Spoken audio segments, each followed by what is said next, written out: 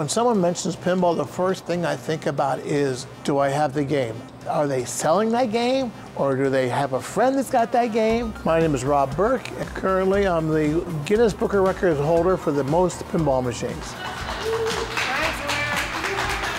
And the reason why I have so many of these games is during COVID, I had nothing to do. People say, hey, you gotta be sick, man. There's something wrong with you. For me, pinball represents a time in my childhood that was a happy time. Yeah, so as a young fellow, my dad had purchased a pinball machine, which I didn't really know what it was. And over years, the more I played, I said, hey, Dad, how about getting another machine? These are fun. The fuse was lit, and who knew how far it was gonna go? I didn't know. And then I went to college, and there I was introduced to pinball like crazy, because at the time there was no video games, it was all pinball, and I became a pinball nut. Loved playing, loved the thrill of playing. It ignited a fever that's never stopped. Reading up on pinball, learning about the different designers and artists. And I said to myself, these are the guys who are my real heroes, because they built and designed the games I love enjoying so much. So I started running ads in some of the trade publications, wanted to buy pinball machines. And the next thing I knew, I got phone calls from a guy in Halifax, Nova Scotia. It was in the wintertime and it was cold, but I flew down to see him. And he had a warehouse full of machines, and I ended up buying 40 from that guy. Then I got a phone call from a guy, and I bought 20 from him. And then I got a phone call from a guy, and he had a warehouse of about 400 games. Oh my gosh, this is crazy. I says, I can't buy all these. But I did buy another 40 from that guy. But the most money I ever spent for a pinball machine, $12,000 to $15,000. The collection started to grow, and I realized that the passion was pretty strong. About a year and a half ago, because I had so many games, it was like, where am I going to put them all? So I was so crazy, because I had passed this building many times, and I said, hey, maybe I can buy this building, put my games in there, and whenever I feel like I'll come in, open up the door to the front door, play a few games, and call it a night. And my wife said, you're crazy. If you're going to go to that extent, you might as well open up to the public, let them enjoy the games as well. So that's why Pastimes was developed and how it came about. Well, guys, welcome to Pastimes. And if you look behind us, we're seeing well over 600 pinball machines and video games and everything else you can imagine. My favorite aisle is most people that go to any kind of arcade, all they see is the games made in America. This is a whole lot different down here. Hankin was a manufacturer out of Australia. I am the only person in the United States that has all 5 titles made by this manufacturer. But as we walk down here, all these games come from either Spain or Italy. Games and titles that you'll never see anywhere in America. But they have their own style of games, their own unique artwork. I always thought this is a fun one here. And as a pinball player, there's a lot of shots on here that we don't have in the US. Now this is a unique game here. A lot of the European manufacturers copied the American games, but just changed the artwork totally. The American title was called Rock. This is the Spanish title, Punk Willie. As you can see, a lot of the newer games have all licensed themes. Ghostbusters, Indiana Jones, Spider-Man, NASCAR. This game was made in America, but it was totally refurbished from a guy in Italy. So what's unique about this game is that the apron here where the instruction card is, he totally tweaked out the apron where he cut out some forms of the skateboarders and added the radical name. So this is very, very unique. So he really, as they say, tricked it out. And over here is one of my more favorite games, came from Japan.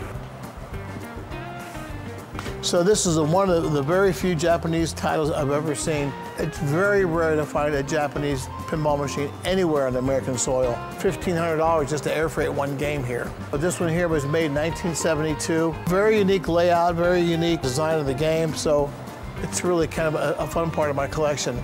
Pokemon. This game was originally made as high score pool in 1971, but I met a fellow that redesigned this entire game for his kids who love Pokemon.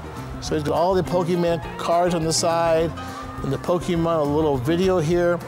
So this shows one man's passion for his kids and how he put this on the game. Pretty cool. This is a unique game here. This is a relatively low production run too. This is a very unusual game here, Orbiter, but it's almost like a bathtub here, the way the layout of the game is. Here's a unique game here where to play the game, the ball is here in the middle. You have to push a button to push the ball out. But as you play the game, it moves the cars along the back. So the baseball concept was popular during this time, and hit it. Pitch and hit. Again, there's no flippers anywhere on here. Everything is handled through this. This pitch and bat. Another reason why they did this is certain areas, certain states banned pinball because they considered it gambling, and this was their way to get around it so these games would be permissible in these various states. This is another interesting concept they had. Horse racing was very popular in the US during this time. This is 67, but all the horses go back. As you hit the certain numbers, it makes that corresponding horse move forward. So everything in this area here is all the very, very early beginnings of pinball. Whenever they added the lock and coin mechanism to start the game, that's when the terminology pinball came as we know pinball today. Now, as you see, there's no flippers back then. Drawing the ball back, hitting it, you don't move it, you just kind of let it go where it goes, and you add up your points manually. It's a little bit later game, 1932, a game called Jigsaw. This was made for the Chicago World's Fair. But what's interesting is on this game is when you go inside certain holes, it flips the puzzle around, and when it's all done, it's the whole layout of the Chicago World's Fair. Again, more vintage games from the 30s. They start adding more figures to it and little metal forms just to make it more intriguing, more modernistic. There's a little backdrop to it where the score is. Baseball was a very popular pastime during this day, so there was a theme there. Then this is a game made by Bally called Bumper, where they added yet another feature to add more excitement to the play of the game. Okay, remember that name there, Harry Mabs. You see him? See it? In 1947, Harry Mabs created an invention which he called the flipper. And this is the very first game the flipper appeared on. And the whole idea being with the flipper, you could keep the ball active and alive. It took the industry by storm. After 1947 on, flipper never went away. This is the one section here is a favorite area for me. These games were made by Williams in the 1960s, but what makes them so unique is they had this little table here, so you could lay your drink there and your cigarette. So in between pinballs, you have a drink or have a cigarette, but for whatever reason, after the 1960s, they quit doing it. This row here are all games made by Bally in the 1960s. And the reason why I have so many of these games is during COVID, I had nothing to do. I thought to myself, what could I collect next? I said, Bally games in the 60s. And the reason why is, for the most part, anyone that played or collected games of this era don't really care for these games. You play them once and you walk away because the design was so simple, I guess you could say. I said to myself, I'll show them. I'm going to buy every Bally game I can find of this era. They call this a mushroom bumper that was their creation. The theme here was very crazy, the Mad World. Just a part of Americana that has since gone, again, because this manufacturer is no longer around, but again, the games they made were very unique, but they weren't that much fun to play. So during my travels with pinball, and the one guy I met was Tom Neiman, who was the head of marketing for Bally. So Wizard was one of the first licenses he brought. As you see, Captain Fantastic with Elton John was another one he did. Very well known and paid very handsomely by Bally because he was able to start something that had never been done in the pinball industry, and that's using licensing to sell the games. Atari was not to be outdone, and here's why in a second. Follow me. As part of Atari's marketing, they decided to develop the world's largest pinball machine. So the pinball is actually a billiard ball, but everything is oversized. The flippers, the thumper bumpers, every part, and the sheer size of the game. Atari were able to have a marketing frenzy because they created the world's largest pinball machine and people wanted to see it. Pastimes has over 600 games, pinball and video, but also we have a whole lot more. This is one called Periscope. Again, another unique piece. You're trying to shoot the submarine as it comes across.